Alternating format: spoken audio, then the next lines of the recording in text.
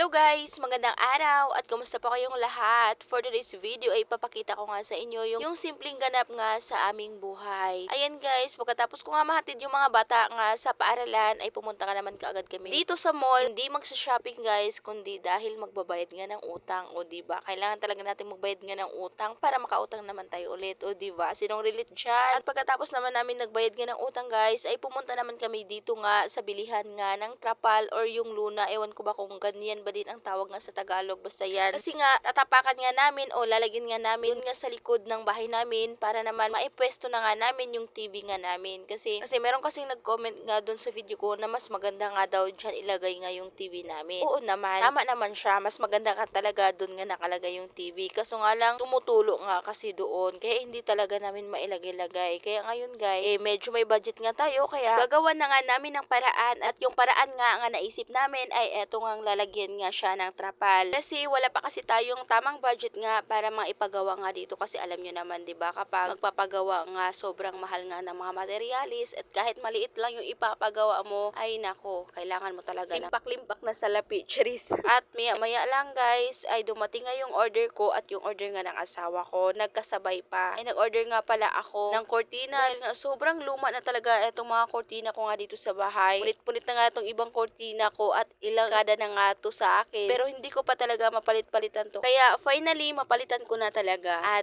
syempre, dahil malapit na nga yung Pasko, kaya pinili ko na cortina guys, yung pang Pasko na nga rin. Binuksan ko na nga rin yung order ng asawa ko. Nag-order nga pala siya guys ng cortina. Cortina din yung in-order niya kasi matagal ko nang request nga sa kanya na mag-order nga siya ng cortina. Kasi etong in-order niya na cortina guys, ilalagay ko kasi to nga dito nga banda sa may lamesa nga namin guys, para naman meron nga kaunting design. Pagkatapos, binuksan ko na nga rin yung isang order nga ng asawa ko. Eto yung order niya guys, yung uniform nga niya sa trabaho. Luma na kasi yung uniform niya guys. Ilang taon na nga rin yung uniform niya at sobrang luma na nga. At may mga punit-punit na yung uniform niya guys at tinatahi ko nga lang. Kaya ayan, napabili nga siya ng dalawang uniform niya. At pagkatapos kong mabuksan parcel ay nagluto naman ako ng ulam nga namin ng tanghali. At pagkatapos naman namin kumain ng tanghalian guys, ayan nag-umpisa agad kami na maglinis nga dito sa loob para nga ma-arrange to. Etong asawa ko guys, wala pa nga tong tulog, tinulungan niya ako para mabilis nga lang matapos. At may duty pa nga siya mamayang gabi. Nilipat na nga namin yung mahabang upuan dito nga kawayan guys. Nilipat nga namin doon sa may kusina. Pagkatapos yung isang kawayan na medyo maliit ay pinasok nga namin dito sa loob. Pagkatapos ayan, nalipat na nga namin yung TV dito at sana naman hindi na nga talaga tutulog. Para naman hindi ko na nga malipat-lipat yung mga gamit dahil nga nakakapagod din kasi maglipat-lipat ng mga gamit. At bago ko nga dyan nilipat guys, etong TV ay nagmap na muna ako at nagwalis. Pagkatapos konting punas-punas nga dito sa mga lagayan ng mga anik-anik. Pagkatapos ko nga dito punasan guys, ay lipat ko naman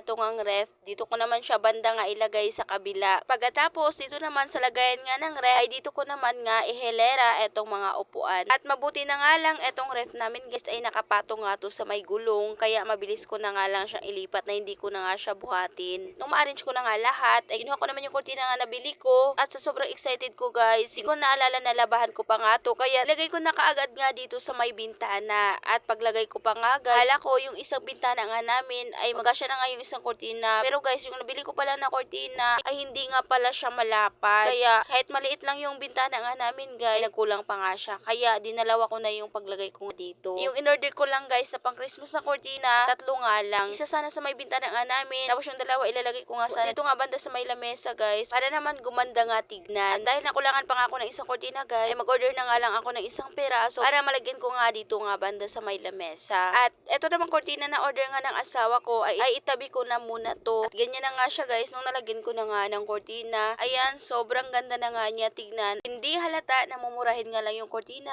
na nilagay ko. At nung natapos na nga ako dito maglagay ng cortina guys, pinagpatuloy ko naman yung paglilinis ko hanggang dito nga sa may ilalim ng lamesa. Pagkatapos papunta na nga sa labas. At kita nyo naman yung hugasin ko nga dyan guys ay nakaabang pa nga yan sa akin na matapos nga ako dito maglinis. Kaya sa mga nagsasabi dyan na maganda nga yung buhay nga namin kasi nandito nga lang kami sa bahay, subukan nyo maiwan sa bahay para malaman nyo rin. At pagkatapos ko nga maayos dito nga sa labas guys, ay meron pa kasing natira guys na kaunting luna. Kaya ilalagay ko nga to dito guys kasi kapag umuulan ay nababasa nga dito yung upuan. Kaya ilalagay ko nga dito sa sobra nga ng luna. At yan lang muna for today's video. Maraming salamat po sa panonood. God bless.